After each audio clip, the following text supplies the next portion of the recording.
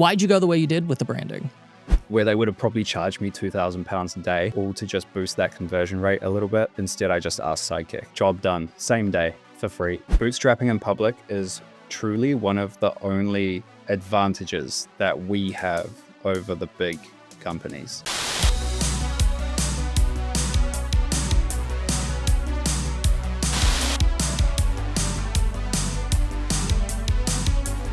Today on the Unofficial Shopify podcast, we're joined by Ben Atwood from Clubhouse Skin, who found himself working at a creative agency in London and feeling inspired, and ended up starting about 12 months ago, a year ago, a skincare brand for men that sold out. And I think I heard correctly, has sold out twice already. Well, we'll get into it.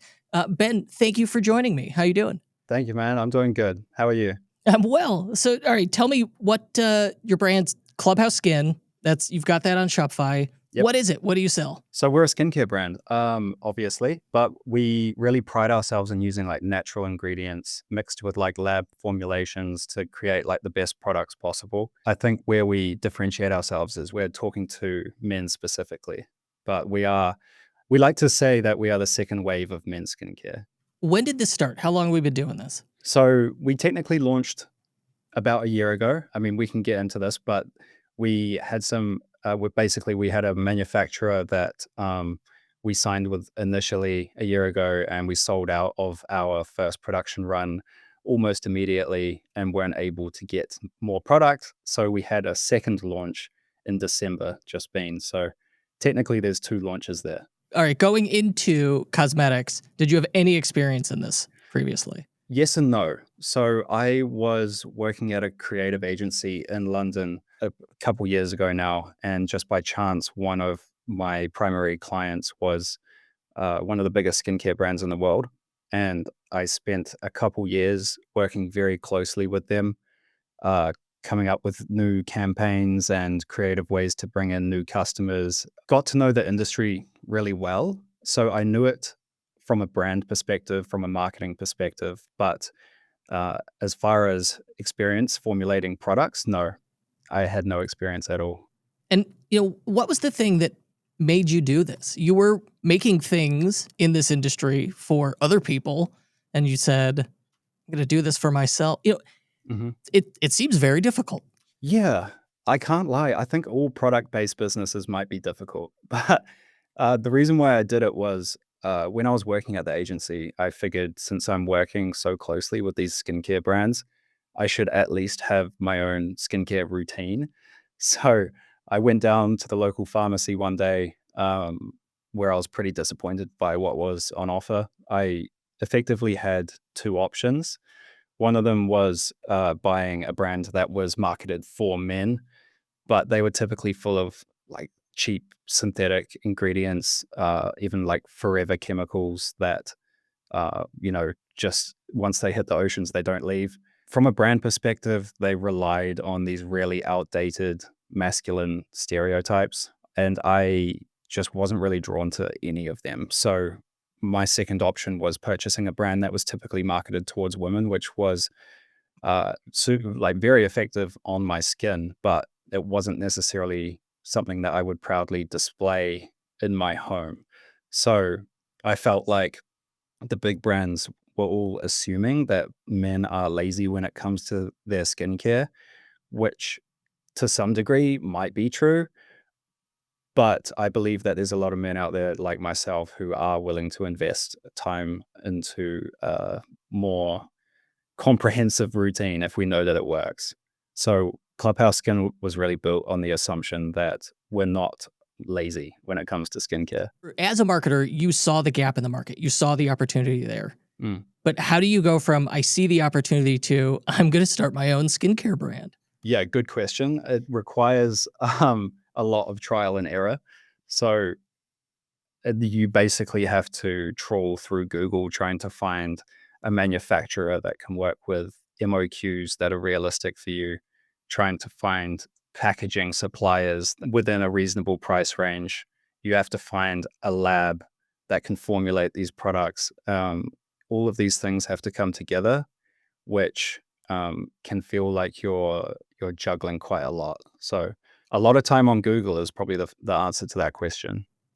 And when you did get the product developed, and then you've got to build out the branding, build the store, you went with Shopify, right? Yeah, 100%. I mean, to be honest, if you're a small business and you're not building on Shopify, then it's a pretty early mistake that you want to avoid. So they just like make it far too easy to get started. So it was a no-brainer from the beginning. Plus, while I was working at the agency, we had at least one client per month come to us that was using a different e-commerce platform and would be asking us to rebuild it for them on Shopify. So I had this inside scoop, which just made it a no-brainer. So everyone talks about their first sale. It's kind of a big deal. What was yours like? Good question. I've been building Clubhouse Skin in public basically from day one and documenting the entire journey on TikTok. So my first sale was actually all captured on camera, and I cannot describe the relief that you feel when you hear that Shopify sale notification go off for the first time after building something for 12 months. There we go. Oh, I love that sound so much. But obviously, as you're building something, people will always say, "Oh, I can't wait to buy that," or "I'll definitely support you." But at the end of the day, it doesn't mean anything until they actually make a purchase. So hearing that notification go off for the first time definitely made me feel like the last 12 months of my life weren't wasted and that I had a good opportunity in my hand. For sure, it's validation for that initial product launch. Yeah, how did you market it? How do we get the audience engaged? Was it through this act of building in public on TikTok? It was purely building in public on TikTok. Yeah. Hmm. I think that the reality of having a small business, if it's bootstrapped, is you don't have a marketing budget. Or if you do have a marketing budget, it's purely from the cash flow of the business. So it's never significant. So at the beginning of the process, I was building in public purely as a marketing play, as a way to get attention. But it quickly developed into being more about building a community because that really pays off over the long run. How big did that audience get? So by TikTok standards, not that big. I mean, I think we have collectively about like 10,000 followers across platforms, which is not a significant amount. However, if they are loyal fans that have been following you for a year, that's so powerful. And that was more than enough for us to launch our business from and to generate sales and to sell out within a couple weeks. I definitely would not underestimate the power of being a micro influencer. Being in that 10 to 15,000 range, Yep. definitely could get things done. But all right, so we're bootstrapping, right? Yes. And so you're doing, I would imagine, most everything yourself. Yes. How much did we lean on AI here? Yeah, quite a bit. Quite a bit. I mean, specifically when we were relaunching the brand, I turned to AI quite a bit. So in the process of our relaunch, I wanted to re-engage my previous customers to try and build up hype again because we hadn't been selling for a few months. The issue was I didn't really know who those customers were. And I am not a data guy at all. I am very much right-brained, creative thinker. Even the thought of me diving into store analytics, frankly, exhausts me. So I asked Sidekick to go through my sales data and tell me who my most loyal brand advocates were. Wait, Shopify Sidekick, the little like nerdy assistant icon Yeah, that in little the header. You click it, and the guy pops out, Yeah, helps you with your store, yeah, that little guy. and it actually worked. Yeah, it works. Yeah, it works great. Yeah, for sure. I'm impressed. Yeah. So what did you ask it to do?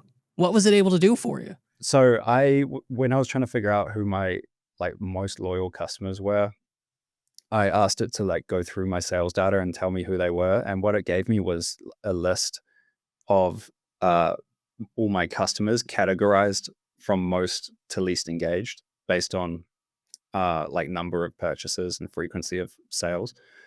So with that list, it saved me such a headache and God knows how much time. But I was able to take it and started cold calling a lot of my previous customers.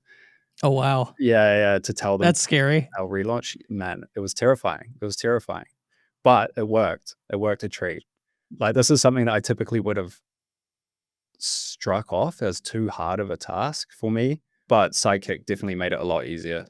It feels like the Well, yeah, you were able to just pleasure. ask it for what you wanted, it sounds like, Yeah. and then work from, most valuable on down. Yep, absolutely.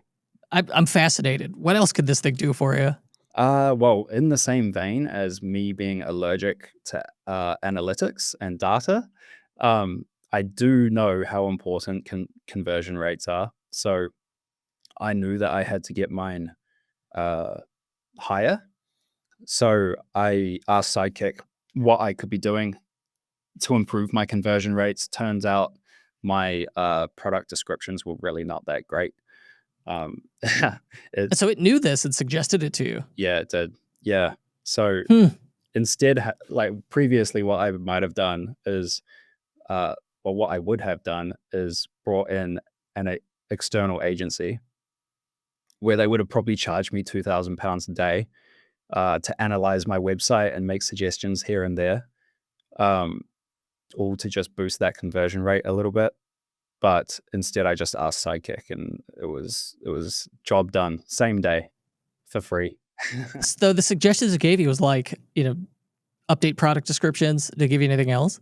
Yeah, it was mostly product descriptions and optimizing my imagery. My imagery files were too big. Oh, wow. Okay, knew that too. Yeah. All right, I gotta give Shopify Sidekick another look. Okay, we touched on the packaging. I was like, look, I love the Helsinki moisturizer. I thought the branding on the site's really cool. It feels like a luxury apparel store to Mm. me. So it's kind of like an understated branding, a quiet branding in a space that like you would expect makeup for men to go the other way, where it's like liquid death in your face. Um, Yeah. Why'd you go the way you did with the branding? So from day one, my primary goal really has just been to build a business that I want to own and that I'm proud of and is for me, under the assumption that if I like it, other people probably will too. So one of our taglines is actually go forward with quiet confidence. And to be honest, I'm a fairly quiet, understated guy. So I guess Clubhouse Skin is probably a reflection of my own personality.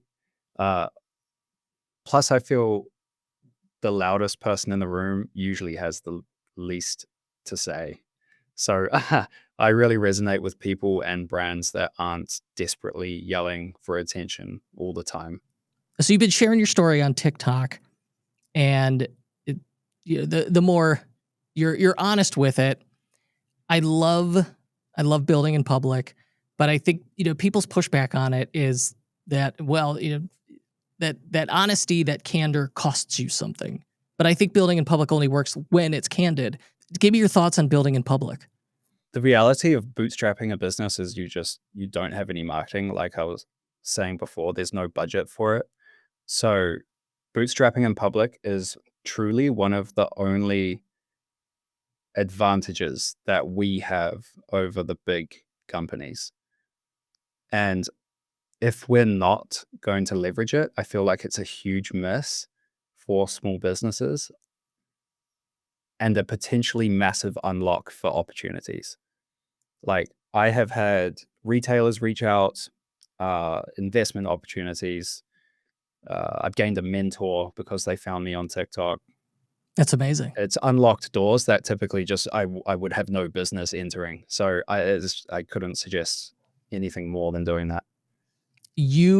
As the individual business owner, brand owner, being, face to camera, sharing that story on social media is something, you're right, that a large company can't do. Like Unilever cannot do that. It doesn't work for them, right? But people, I think people buy from people, not brands, and that's what you're enabling here. Yep, 100%. It was without a doubt one of the best decisions that I made for sure. Like as an example of the power of building in public and building community, There's a store here in London called Earl of East. Are you familiar with it? No. Okay, they're a really cool store that sells like homeware and lifestyle and beauty products, but it's a very curated selection, and they have 4 or 5 stores here in London. And I really wanted to get Clubhouse Skin into Earl of East. Now, I put out a video titled "Help Me Get My Brand into Earl of East," and asked my community to tag them in it. And long story short, they got tagged in my video constantly for about 4 days straight. And they ended up reaching out to us to stock us, potentially just to stop the online barrage of commenters. But doesn't matter. We're stocked in Earl of East now. And that wouldn't have happened had I not built in public and had I not built a community. That's amazing that your community stood up for you. Yeah. So if I want, if I'm interested in Clubhouse Skincare, I want to know, and I want to follow along, where do I go? Where do we find you? Either TikTok or Instagram, to be honest. It's just Clubhouse Skin on TikTok, clubhouse.skin on Instagram. Working on trying to get the same username for both, but not yet. But yeah, either TikTok or Instagram. I will include those in the show notes. Absolutely. Nice. And hey, do you ship internationally by chance? We sure do. Oh, excellent. All right, I got some moisturizer I have to go order. Yeah, well, first one's on the house. How about that? Deal. Ben Atwood, Clubhouse Skincare, thank you so much. Thank you, Kurt.